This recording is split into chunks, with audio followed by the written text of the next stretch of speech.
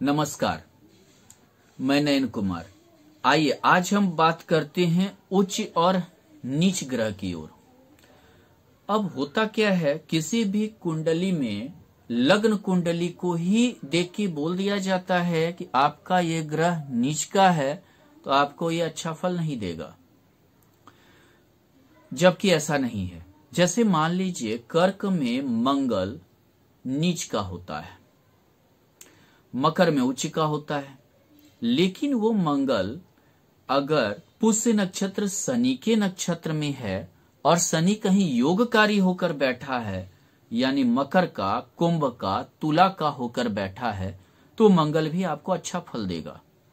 पहली बात। दूसरी बात, आप चलित कुंडली को देखिए कि मंगल अगर वो मिथुन का चला गया या सिंह का चला गया तो मंगल उतना खराब फल आपको नहीं देगा, उतनी ज्यादा उसकी नीचता फिर नहीं रहेगी, क्योंकि उसका फल दूसरे घर में भी ट्रांसफर हो जाएगा। नौमांस कुंडली में हो सकता है कि वो मंगल उच्च का हो जाए आपका। अगर वो उच्च का हो गया तो आपको फल धीरे धीरे मिलेगा। यानी धीरे धीरे कहने का अर्थ ये है कि मान लीजिए आपको फल मिले, जो है आपने किसी बिजनेस को स्टार्ट किया, मान लीजिए कर्क में मंगल है 10वें भाव में, यानी आपने किसी बिजनेस को स्टार्ट किया। किसी किसी से सुनिएगा कि बहुत ही तकलीफ से स्टार्ट किए थे, पहले ये भी नहीं समझ पाए ये क्या देगा नहीं देगा, कुछ हो पाएगा या नहीं, लेकिन लास्टिक मेरा अच्छा रहा। यानी कि धीरे धीरे धीरे धीरे जो है वो अच्छे की ओर ले गया, यानी कि अच्छा ये किया।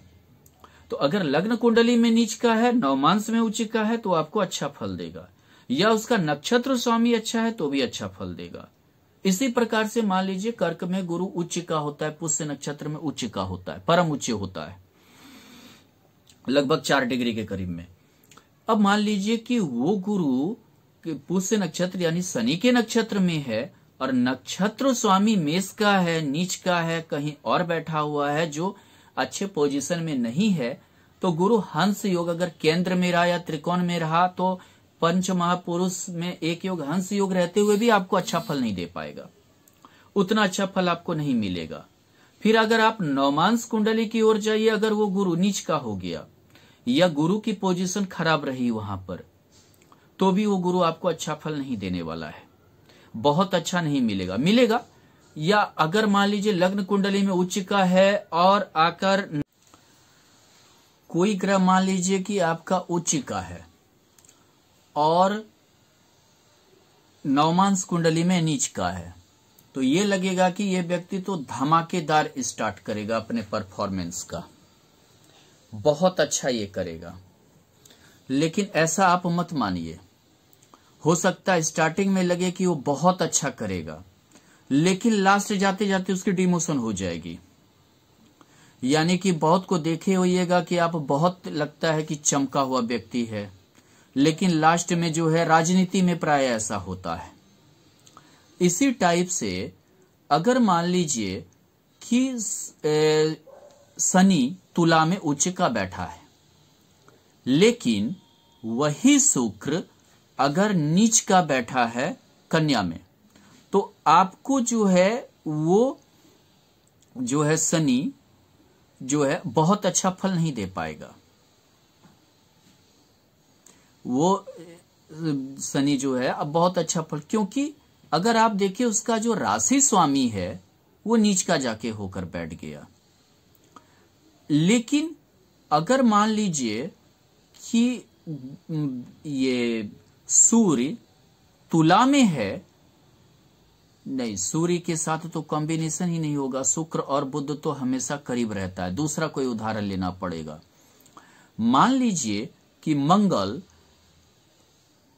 आपका नीच का है ये कर्क में, अगर चंद्रमा वृष में उच्च का है तो आपको वो मंगल अच्छा फल देगा, वो मंगल खराब नहीं देगा। इसी टाइप से बहुत बार देखे होइएगा, सुने होइएगा, कोई बिजनेसमैन है, ठीक है, मंगल उसका नीच का है 10वें भाव में, लेकिन राशि स्वामी उसका जो है चंद्रमा उच्च का बैठा है, अष्टम में मान लीजिए हो गया। अगर 10वें में मंगल हुआ तो अष्टम में चंद्रमा हो गया, लेकिन उच्च का है, तो भी वो जो है आपको जो है शुरुआती पोजीशन में आपको नहीं लगेगा कि ये व्यक्ति कुछ करेगा, लेकिन लास्टिंग उसकी अच्छी रहेगी। किसी किसी से सुनिए तो हम जब शुरुआत किए थे बहुत ज्यादा दिक्कत था, बहुत परेशानी था, क्योंकि अष्टम भाव कठिनाई देता है, तो जो है कठिनाई के साथ वो आगे बढ़ाया। उसी टाइप से लेकिन शुक्र और बुध के साथ बहुत एक दिक्कत भी है, ये हमेशा सूर्य के करीब रहते हैं, अस्त पोजीशन में अच्छे फल नहीं दे पाते। मान लीजिए आपका शुक्र उच्च का है, मीन का, और सूर्य भी साथ है, लेकिन शुक्र अस्त है, तो आपको वो फल अच्छा नहीं देगा। क्यों? क्योंकि सूर्य ग्रह का राजा है, और राजा के करीब जो भी जाएगा वो अस्त हो जाएगा, मतलब 10 डिग्री तक अस्त माना जाता है, और वो अच्छा फल नहीं देगा। सूर्य के करीब जब भी बुध और शुक्र रहेगा तो आपको अच्छा फल नहीं मिलेगा, यानी कि उसके साथ हो, 10 डिग्री के करीब हो तो अच्छा फल नहीं मिलेगा। यानी अगर सूर्य से जब हटकर दोनों रहेंगे तो ही उसका वजूद बनेगा। बुध तो एक घर आगे या एक घर पीछे मान लीजिए रहता है, लेकिन शुक्र 2 घर भी आगे कभी चला जाता है या पीछे भी रहता है, तो तभी वो शुक्र या बुध आपको अच्छा फल दे सकता है। क्योंकि राजा के करीब बुध, बुद्धादित्य योग क्या है? राजा का गुणगान गाना। यानी कि बुध का अपना कोई नेचर या व्यक्तित्व वैसा नहीं है जिसके साथ रहता है हाँ भाई ठीक है चलो हम तुम्हारा ही है, तुमसे हमारा कोई बैर नहीं है, तो वो जो है राजा का गुणगान गाना, वो सूर्य का ही गुणगान गाएगा। इस तरह से आप समझ लीजिए। वही हाल शुक्र का है, अगर सूर्य का वो मित्र नहीं है तो मान लीजिए कि आप अपने लड़के का शादी कीजिएगा तो आपकी बहू से नहीं मेल होगा। सूर्य ससुर है तो लड़की के और शुक्र उसकी बहू है, नहीं होगा, तो वो जो है कॉम्बिनेशन हमेशा बिगड़ेगा। सुख समृद्धि जो है वो वैसा आप भोग नहीं पाइएगा अगर साथ रहा। क्यों?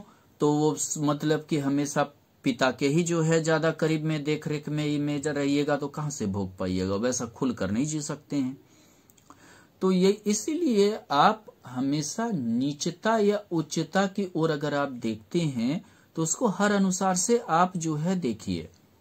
निराश ये नहीं हुई है कि लग्न कुंडली में हमारा नीच का है।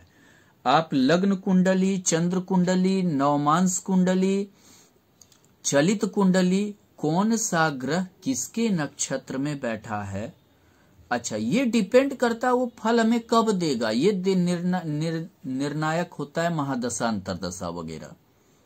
अगर महादशा वैसा नहीं चला तो कोई जरूरी नहीं है कि आपको वो खराब फल आना ही है। हाँ, अंतरदशा में 2-4-10% कभी खराब हो गया, लेकिन कभी कभी किसी के अंतरदशा में वो ठीक भी फल देता है। ये कोई जरूरी नहीं है कि कोई ग्रह नीच का है तो किसी के अंतरदशा में वो न्यूट्रल हो जाएगा, ना अच्छा करेगा ना खराब करेगा। और कभी कभी उच्च ग्रह भी आपको उच्च रूप से जो है धोखा दे देंगे। जिस पर आपने बहुत ज्यादा बिलीव किया कि मेरा उच्च ग्रह है, तो किसी के महादशा में अगर उसकी कॉम्बिनेशन फिट नहीं बैठी, कहीं षष्टाष्टक योग में आप पड़ गए, तो जैसे गुरु है मंगल के साथ कहीं है और षष्टाष्टक योग की महादशा में शनि के साथ मान लीजिए षष्टाष्टक योग में है, तो आपको डायबिटीज दे देगा, थायराइड दे देगा आपको जो है। तो ऐसा मत समझिए कि जो है उच्च का है तो उच्च तकलीफ भी आपको दे सकता है वो किसी अन्य के महादशा या अंतरदशा में। धन्यवाद।